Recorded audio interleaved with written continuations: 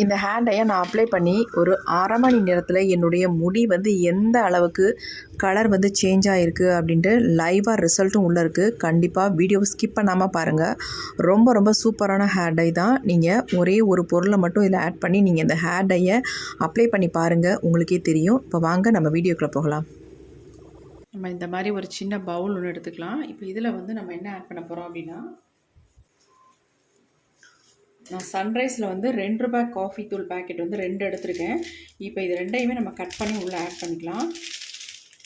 நீங்கள் வந்து எந்த பிராண்டு காஃபி பவுடராக இருந்தாலும் பரவாயில்ல, ஆனால் 2 ஸ்பூன் அளவுக்கு ஆட் பண்ணிக்கோங்க.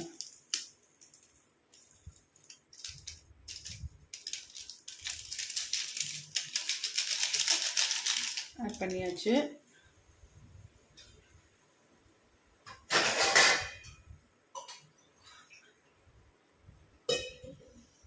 இப்போ இது கூட வந்து நம்ம 1 டம்ளர் அளவுக்கு தண்ணி சேர்த்துக்கலாம்.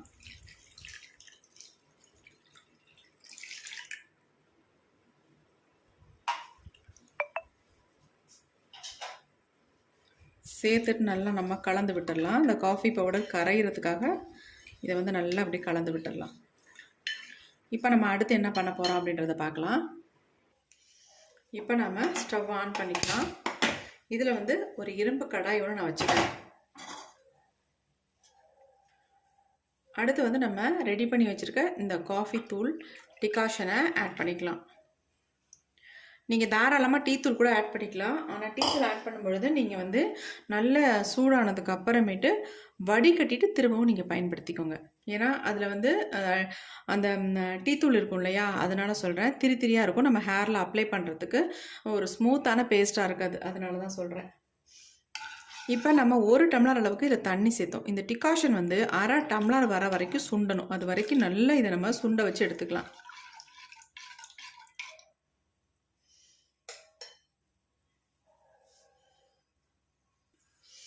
இது இப்போ அந்த டிகாஷன் வந்து ஓரளவுக்கு வந்து கொதிக்க ஆரம்பிக்குது இல்லை, அப்போ வந்து ஒரு 1/2 லெமன் எடுத்து நல்லா இதில் வந்து பிழிஞ்சு விட்டுக்கோங்க.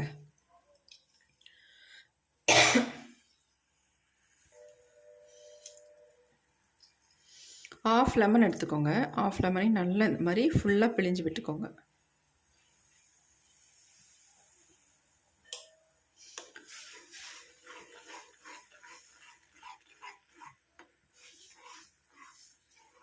நல்லா வந்து கொதிக்கணும். உங்களுக்கு நல்லா டிகாஷன் வந்து நல்லா ஒரு ஸ்ட்ராங்காக கிடைக்கணும். அது வரைக்கும் நல்லா வந்து இதை கொதிக்க வச்சுக்கோங்க. கொதிக்க கொதிக்க கலர் நல்லா டார்க்காக நமக்கு வந்துடும்.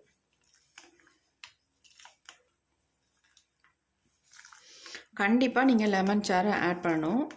அப்போ தான் நல்ல நமக்கு ஒரு கலர் கிடைக்கும், கருமையாகவும் மாற்றி தரும்.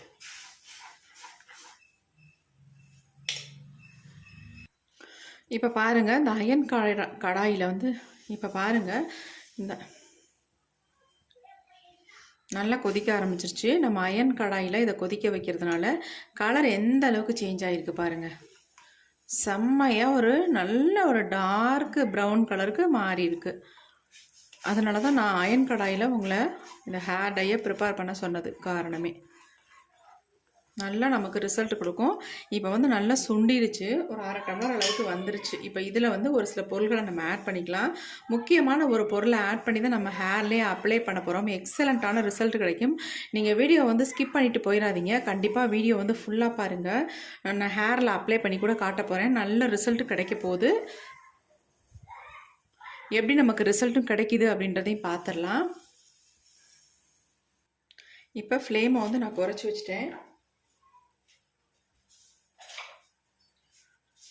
இப்போ இது கூட வந்து நம்ம ஆட் பண்ண போகிறது 1 ஸ்பூன் அளவுக்கு பிரிங்கராஜ் பொடி தான் ஆட் பண்ணுறோம். அதாவது வெள்ளை கரிசலாங்கண்ணி பொடி ஆட் பண்ணியிருக்கோம்.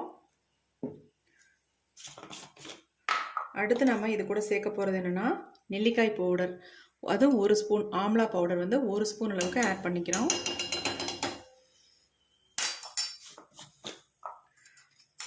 அடுத்து நம்ம இது கூட வந்து மருதாணி, அதாவது ஹென்னா பவுடர் வந்து 2 ஸ்பூன் அளவுக்கு ஆட் பண்ணிக்கிறேன்.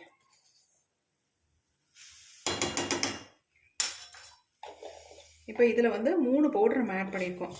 மருதாணி, நெல்லிக்காய் பவுடர், பிரிங்கராஜ் பவுடர், அதாவது கரிசலாங்கண்ணி. அவ்வளோதாங்க, எல்லாமே ஆட் பண்ணிட்டோம். நல்லா கலந்து விட்டுடலாம். இந்த மாதிரி நீங்கள் ரெடி பண்ணி உங்கள் ஹேரில் அப்ளை பண்ணும்பொழுது ஒரு நல்ல ரிசல்ட்டை நீங்கள் பார்க்கலாம்.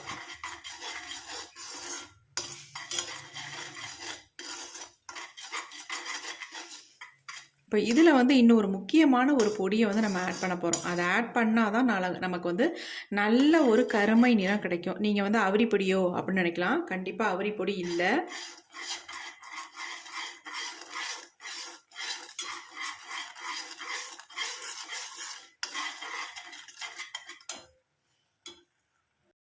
இதில் சேர்க்க போகிற முக்கியமான பொடி என்னென்னா கத்தா பவுடருங்க. இந்த கத்தா பவுடர் வந்து ஒரு 1.5 ஸ்பூன் அளவுக்கு இதை ஆட் பண்ணிக்கோங்க.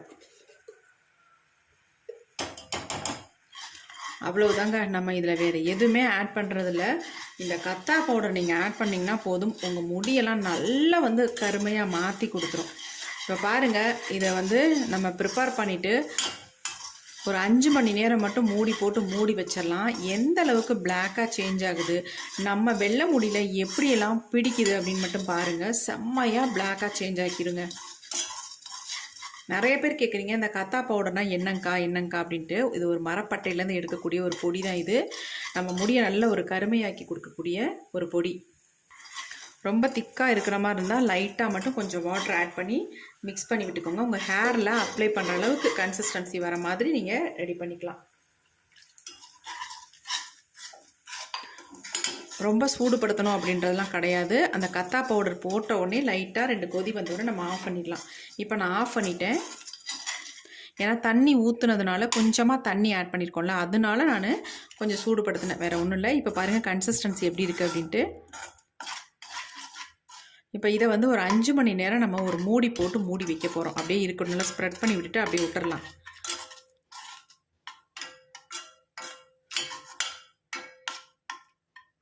அப்படியே இருக்கட்டும் ஒரு 5 மணி நேரத்துக்கு. ஆறுனதுக்கப்புறம் ஒரு மூடி போட்டு விட்டுறலாம்.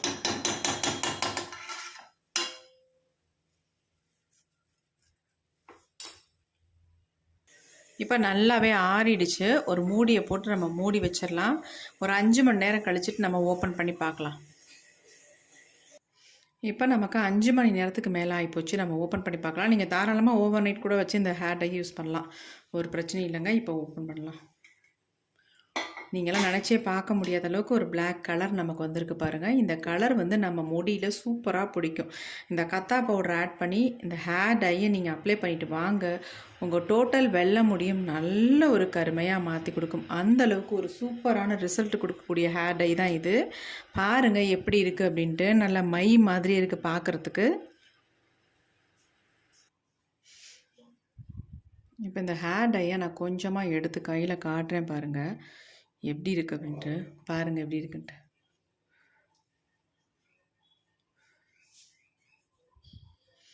எவ்வளோ சூப்பராக நம்ம கையில் வந்து பிடிச்சிருக்கு பாருங்கள். கையில் அப்படியே ரொம்ப ஒட்டிடுங்க. அதனால் நீங்கள் க்ளவுஸ் போட்டு தான் கண்டிப்பாக இதை வந்து உங்கள் ஹேரில் அப்ளை பண்ணணும்.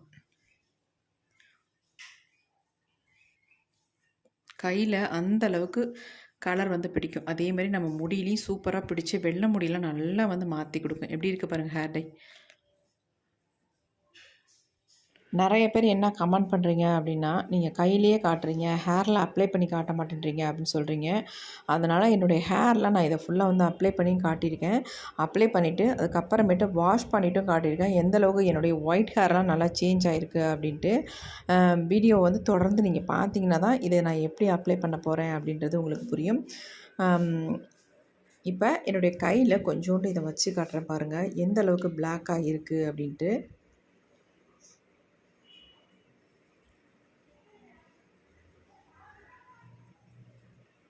எந்த அளவுக்கு இருக்குது பாருங்கள். நல்லா ஸ்மூத்தான ஒரு கன்சிஸ்டன்சியில் இருக்குது. அப்ளை பண்ணுறதுக்கு அவ்வளோ சூப்பராக இருக்கும் உங்களுக்கு.